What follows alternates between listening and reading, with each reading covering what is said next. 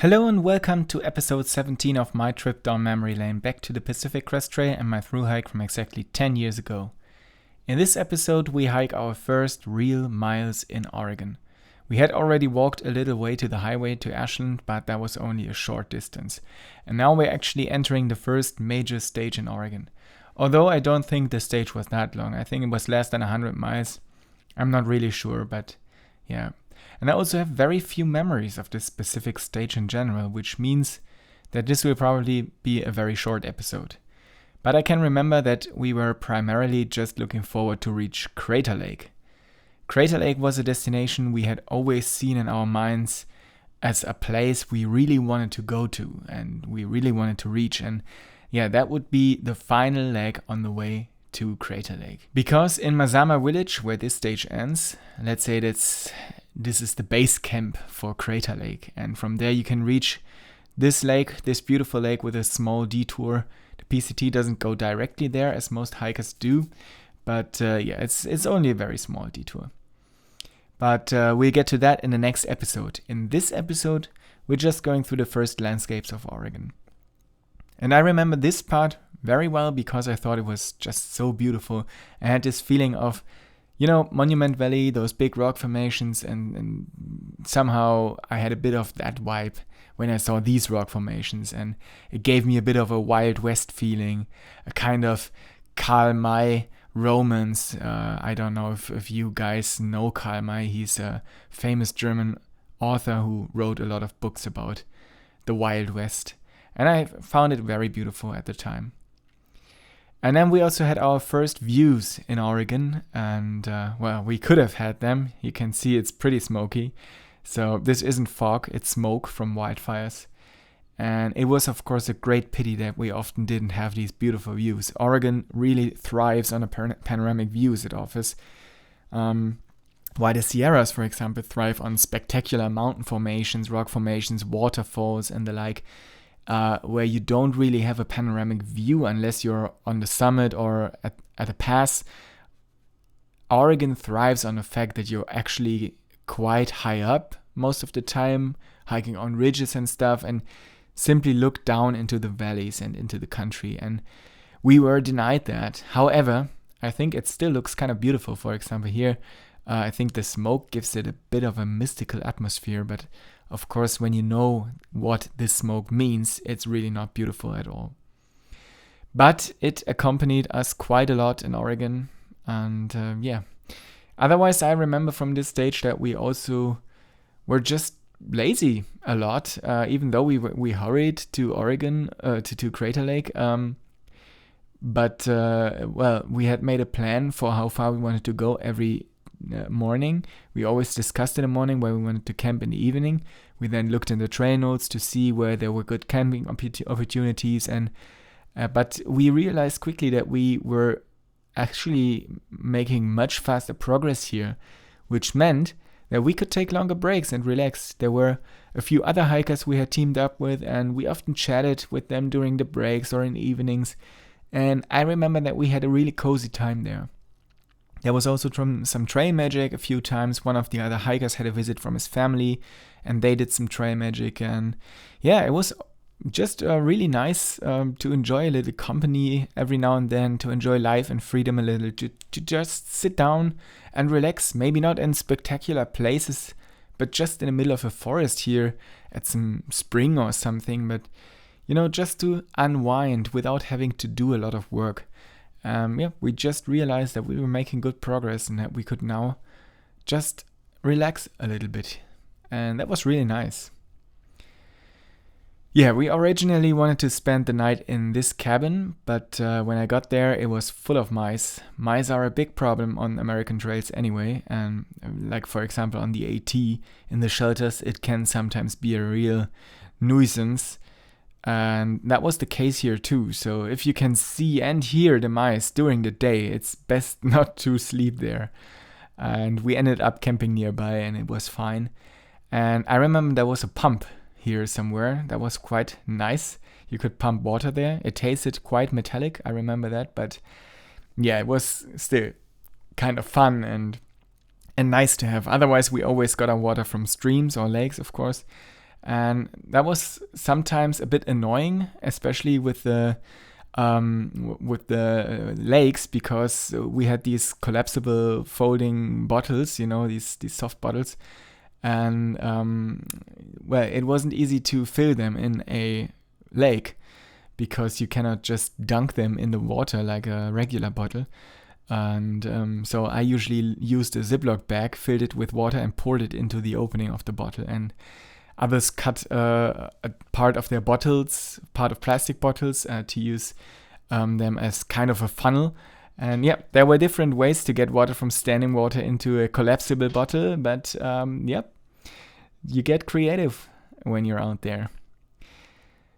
Yeah, and here we were rewarded with a few views, which were actually really beautiful. It was very different kind of scenario than in California. In the high Sierras and also in Northern California, you're somehow more surrounded by rugged mountains, more dramatic landscape. And Oregon was now somehow more moderate, more cozy, simply put. Such a hilly landscape, it was also lower in altitude, and it was just not overly dramatic, I would say, and that made it somehow beautiful and cozy, and I had a bit of a feeling of home, because it looked similar to where I actually come from, and I have very positive memories of that. Here, that was very cool too. 2/3 done, another little treat like, hey, look how far you've come, how well you're doing, and it was always cool because from then on, you thought, okay, now it's only a third left, and that's going to be super easy. I remember that very well. That was obviously a volcanic landscape, and it was really exciting to walk through there because it was a completely different side, a different look, I remember that there was also a lot of obsidian rocks up here. It's this very shiny black stone, very sharp. And that was really cool. I really like that kind of thing. Geology, I don't know anything about it, but I like looking at different type of rocks. I used to collect rocks and minerals as a kid, and it was just cool to walk through there and to see this. And yeah, volcanic areas are absolutely interesting, I think, and I enjoyed this very much here in Oregon.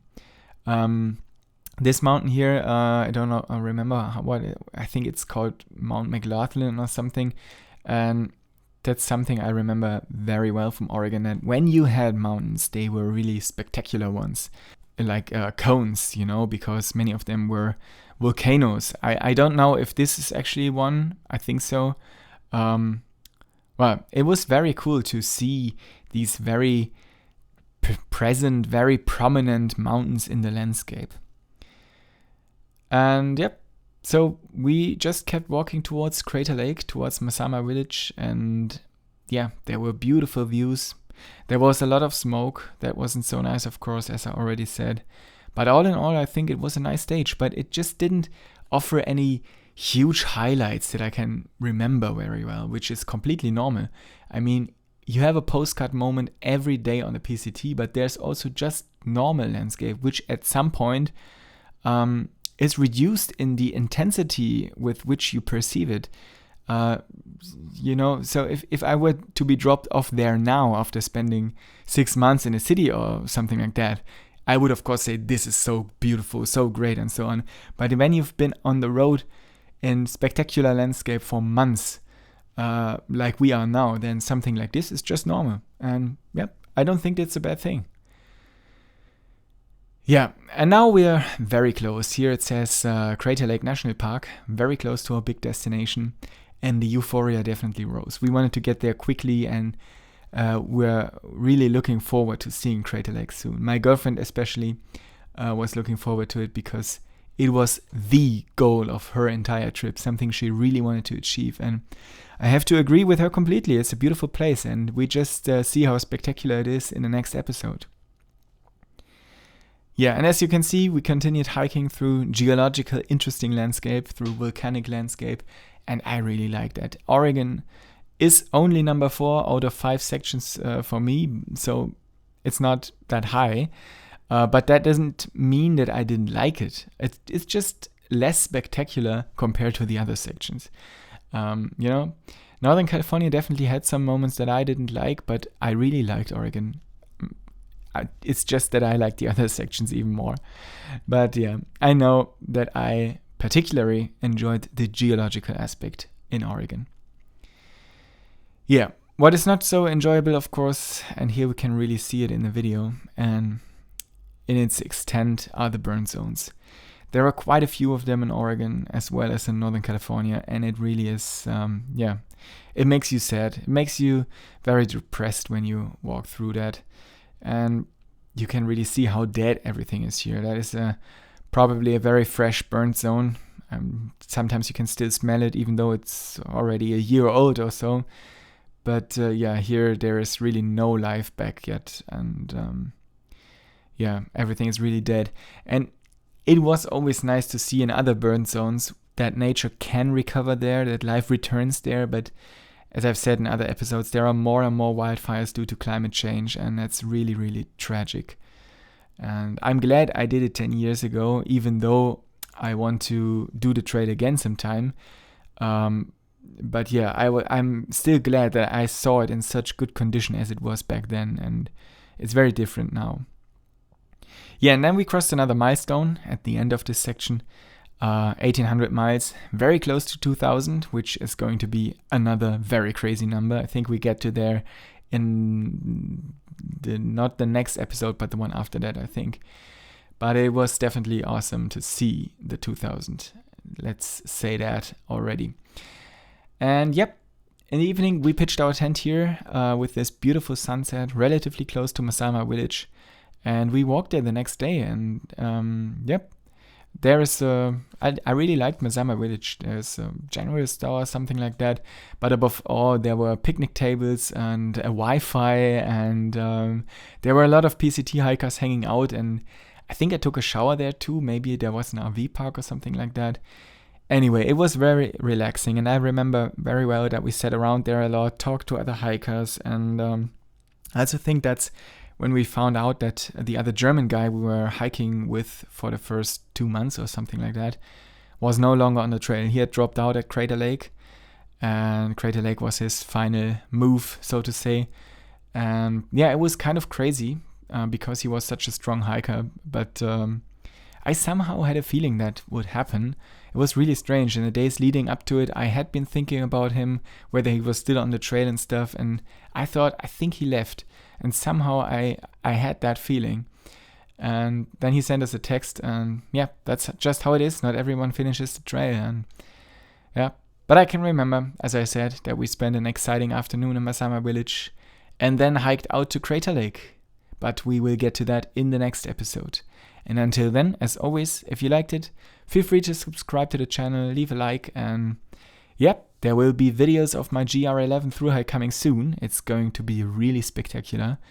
I've been traveling in the Spanish Pyrenees and Andorra for 5 weeks now, and I can only say that this trail is every bit as good as the PCT. So if you are interested in thru-hikes all over the world, make sure to subscribe. And there are some really exciting things to see on this trail. So stay tuned and see you soon.